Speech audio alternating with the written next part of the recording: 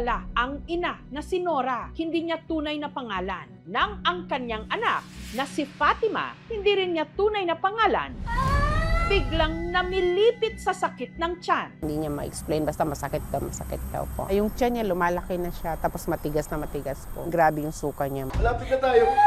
Si Fatima agad isinugod sa ospital at napakamot uli sila ng ulo nung nalamang ang kanyang dinaramdam. Hindi kayang idaan sa simpleng gamutan lang. Si Fatima kasi kinailangang operahan. Pag hindi pa ako pumayag sa operation, baka kung ano pang mangyari sa kanya. At halos nagtayuan daw ang kanilang balahibo nang may nakuha mula sa tiyan ng dalaga. Para siyang daga. Yung isa, yung malaki, black. Tapos yung 4 man siguro yun, or 3. Mayroon lang siya nakabalot na yellow.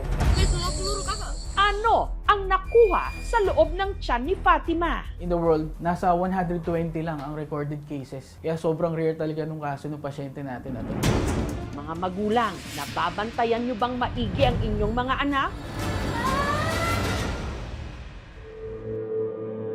Nitong December 30, ang payapang gabi ng pamilya na nakatira sa Kidapawan City sa North Cotabato, nabulabog nang sumakit ang tiyan ni Fatima. Grabe yung pagsusuka niya. Halos hindi na daw siya makatayo. Naisugod siya sa ospital. Nasa Jensen po ako that time. Nagdasal ako while nasa biyahe ako na malampasan niya yung nangyayari sa kanya.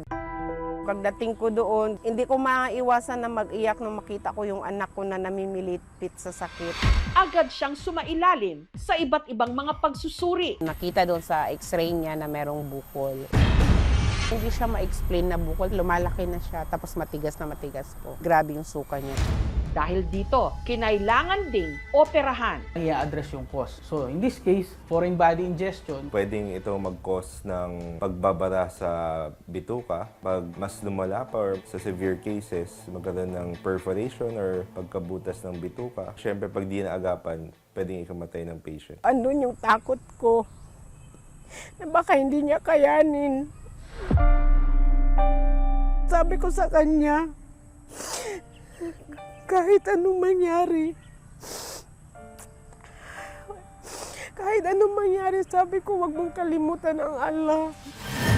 Pero dinaga ang kanilang mga dibdib nung nakita kung ano ang nakuha sa loob ng tiyan ni Fatima. Para siyang daga. Isang malaki, dan 3 ata na maliliit yun. Hindi ako makapaniwala na ganun yung nakuha sa kanya.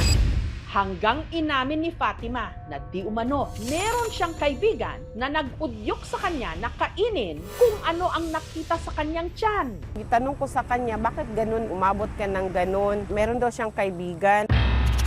Babae po, mahaba ang buhok, pangit daw ang itsura. Nag-comment talaga sa kanya na kainin niya. Nag-start daw yung pag-eat niya last 2021. Pag every time na masaya siya, may problema siya, kapag nag-iisa siya, and then pag magising siya ng hating gabi, mabibigla na lang siya. Nung mga panahong yun daw kasi, dumaan sa matinding pagsubok ang kanilang pamilya. Nagkasakit kasi ako, and then merong misunderstanding sa amin dalawa ng father niya. So parang naaawa daw siya. Ang dami ko nang iniisip, daming bayarin. So yun na, every time, pag may ginagawa, pag happy siya, sad, so yun yung ginautos sa kanya is kainin niya. Ano ba talaga itong bumara sa tiyan ni Fatima na nagdulot sa kanila ng malaking problema? Dadagain lalo ang inyong dibdib sa mga revelasyon Para siyang daga. Yung isa, yung malaki, black. sa aming pagbabalik. Dalaga sa North Cotabato. Ilang gabi nang sumasakit ang tiyan. At nung siya'y operahan ng mga doktor, nang hilakbot sila nung nakita kung ano ang sanhi nito. Para siyang daga. Yung isa, yung malaki, black. Tapos yung 4 man siguro yun, or 3. Mayroon lang siya nakabalot na yellow. Pero hindi ito hayop, kundi kumpol-kumpol at nagkabuhol-buhol ng buhok. Paano ito ito napunta sa tiyan ni Fatima.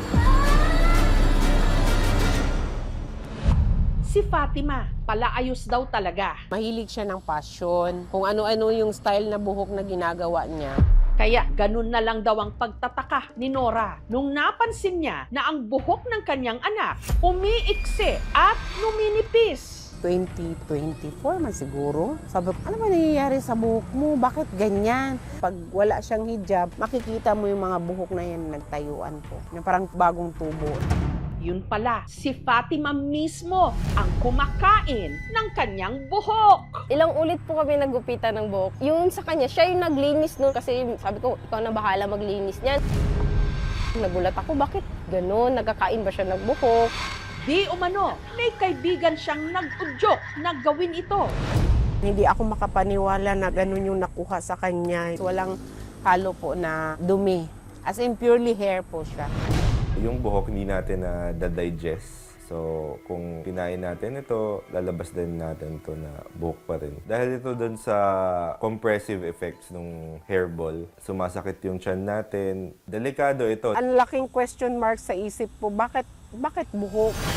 Ayon sa eksperto, si Fatima posibleng may kondisyon na kung tawagin Rapunzel Syndrome, hango sa kwento o fairy tale na si Rapunzel na ang buhok pagkahaba-haba.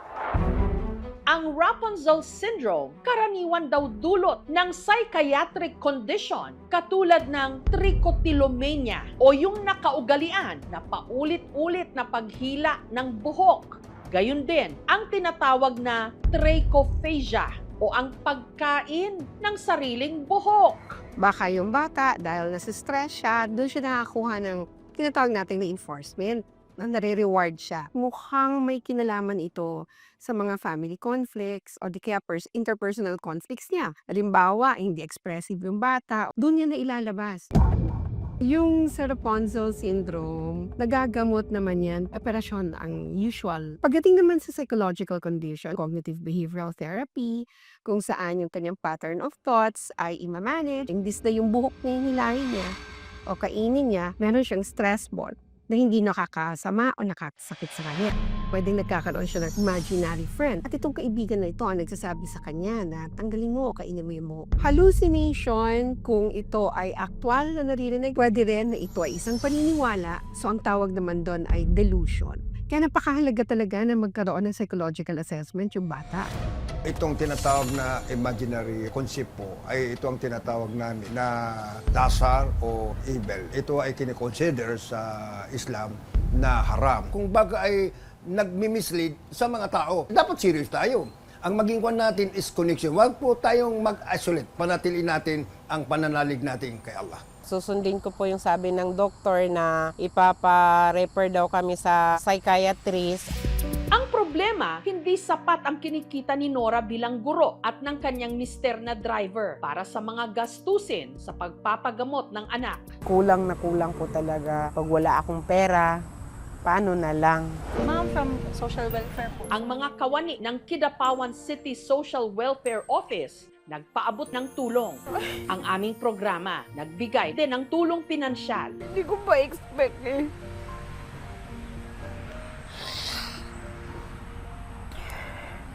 Thank you so much.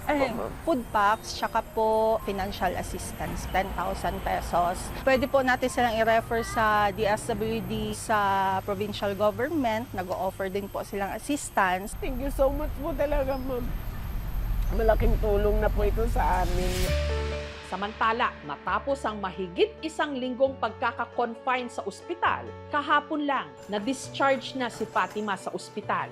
Mayakap yung mga kapatid ko po. Also, makita sila ay makapagpahinga din po. Excited ako ng gawin.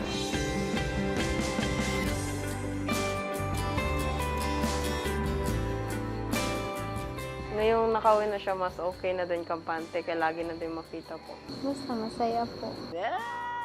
Marami rin nagsasabi na gusto mo bang sabihan ng tao na buang yung anak mo? Sabi ko, kung iisipin ko yung negative, napaka-selfish ko. Pag hindi mo senior, walang awareness para hindi na mangyari doon sa ibang tao pa.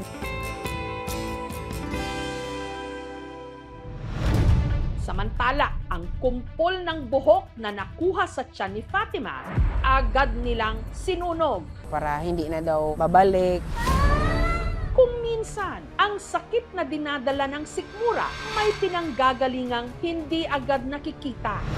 Kaya mahalagang pakinggan, hindi lang ang daing ng tiyan, kundi pati ang kalagayan ng kalusugang pangkaisipan o mental health. At kapag ang problema ay hinarap ng tapat at may handang tumulong at umunawa, doon unti-unting muling tumutubo ang pag-asa.